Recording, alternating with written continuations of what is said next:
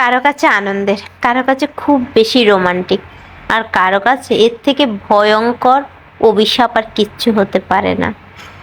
বলছি বৃষ্টির কথা। শুভ সকাল। তিলোত্তমা ব্লগে আপনাদের সবাইকে স্বাগতম। কেমন আছেন সবাই? আশা করি সবাই খুব ভালো আছেন। আমিও খুব ভালো আছি। সকালে ঘুম থেকে উঠে আমার প্রথম এবং প্রধান যে কাজ, সেটাই আমি এখন করছি। এই কাজটা করে আমি অন্যান্য কাজগুলোতে হাত দেবো। আসলে এই কাজটা না করে আমি কোনো কিছুই করতে পারি না, এনার্জি আসে না। তো আমার অভ্যাস হয়ে গেছে, এমন একটা পরিস্থিতি হয়ে গেছে যে আমার চলেই না। মানুষ অভ্যাসের দাস, মানুষ পারে না এমন কিছু নেই। আমি হয়তো চেঞ্জ করতে পারবো, কিন্তু করতে চাই না, কারণ আমার এটা মিশে গেছে। তো এক কাপ চা নিয়ে যখন আমি আসলাম আমার ড্রয়িং রুমের এদিকে, এসে তো দেখি আমার মাথা পুরো খারাপ হয়ে গেছে। আমার পুরো ড্রয়িং রুম জলে থই থই থই থই, কারণ গতকাল রাত্রে আমি জানালা দিতে ভুলে গেছি। আমি ভুল অক্ষরে কল্পনা করিনি সকালে এরকম একটা পরিস্থিতির মধ্যে পড়তে হবে।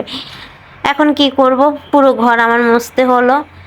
এসে যখন আমি রাস্তার দিকে তাকালাম, পরে এই সামনের বাসার নিচতলার দিকে তাকিয়ে আমি নিজেকে বুঝ দিলাম, ভাই আমার অত বেশি কষ্ট হয়নি।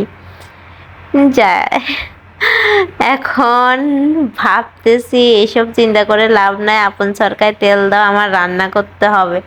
ঘুম থেকে উঠেছি অনেক দেরি করে, আর দেরি করে ঘুম থেকে উঠেছি বলতে এমন একটা আবহাওয়া যে কয়টা বাজে সেটাই বুঝে উঠতে পারছি না, আর আমি ঘড়ির দিকেও তাকাইনি।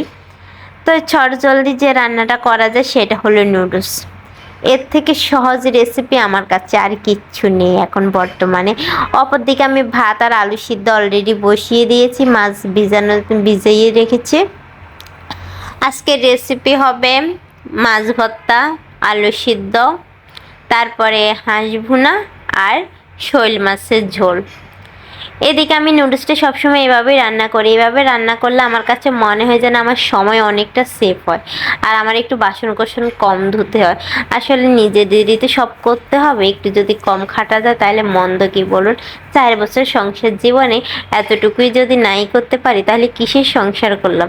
সংসার মানে তো আপনাকে শেখাবে, সংসার মানে তো আপনি ছোট ছোট টিপসগুলা খাটিয়ে বড় বড় কাজগুলো সমাধান করবেন। সংসারের সংজ্ঞা যাকে বলে। যাই হোক, আমি একটু ডায়লগ দিয়ে গেলাম। আর এদিকে নুডলসটা আমি একটু নেড়ে ছেড়ে নিলাম, একটু জল দিয়ে দেব, জল দিয়ে ঢাকনা দিয়ে দেব। ব্যাস, আমার নুডলসের কাজ শেষ। পরে মশলাটা মিক্স করে দিলে হয়ে যাবে, আর কোনো কাজ নেই। আর এদিকে আমি একটু মশলা রেডি করে রাখছি, কারণ রসুন পেঁয়াজগুলো আমার ছুলতে হবে। আর রসুনগুলো এত ছোট ছোট ছিল যে মানে খোসা ছাড়াতে অনেক সময় লেগে গেছে। আর রসুন খোসা ছাড়ানো কোনো সহজ টেকনিক আছে কিনা আমার জানা নেই, থাকলে আমার জন্য খুব ভালো হতো। আর মাছ ভাজার জন্য মাছটা অলরেডি আমি একটু ভেজে নেব আগে দিয়ে, নাহলে পরে সম্ভব হবে না। সকালে খাবারটা আসলে আলু সিদ্ধ মাছ ভর্তা দিয়ে শোল মাছের তরকারিটা দিয়েই হবে। দুপুরবেলা মূলত মাংসটা খাওয়া হবে। তো মাংস রান্না করবে আমার কর্তামশাই নিজেই, সেই জাতীয় তরকারিগুলোই করে। আর আমি সাধারণ মানুষ ভাই, আমি পটলে আলুয়ে মাছের ঝোল এগুলোই আমি করি। তো ওইদিকে অপর প্রান্তে মেয়ের জন্য আলাদা করে একটু রান্না করে নিচ্ছি, কারণ ও তো মরিচ খেতে পারে না। আর আমার কাঁচা মরিচ শেষ হয়ে গেছে। আজকে রান্নাটা হচ্ছে মূলত শুকনো মরিচ দিয়ে। এখন আমি চিন্তা করছি শুকনো মরিচের তরকারি খাবো কি করে। আর আমার কর্তামশাই আজকে রান্না করে বলছে যে আজকে মনে আমি খেতে পারবো না। আমি জিজ্ঞেস করলাম কেন?